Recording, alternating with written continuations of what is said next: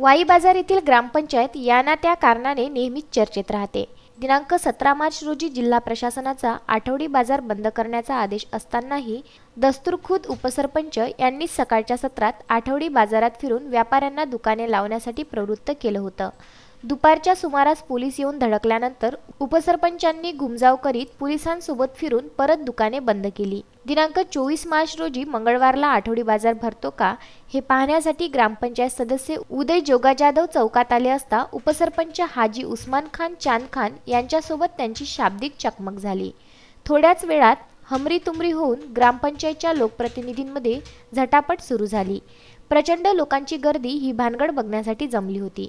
राज्यात सध्या 144 कलम लागू असताना सार्वजनिक ठिकाणी शांतता भंग करणाऱ्या व कायदा आणि सुव्यवस्थेचा आव्हान देणाऱ्या उपसरपंच हाजी उस्मान खान चांद खान व ग्रामपंचायत सदस्य उदय जोगा जाधव यांच्या विरुद्ध police head constable Hemant Ramrao Madavi यांनी दिलेल्या फिर्यादीवरून सार्वजनिक ठिकाणी शांतता भंग करण्याचा गुन्हा दाखल करण्यात आला असून पुढील तपास पोलीस उपनिरीक्षक संजय चव्हाण करीत आहे।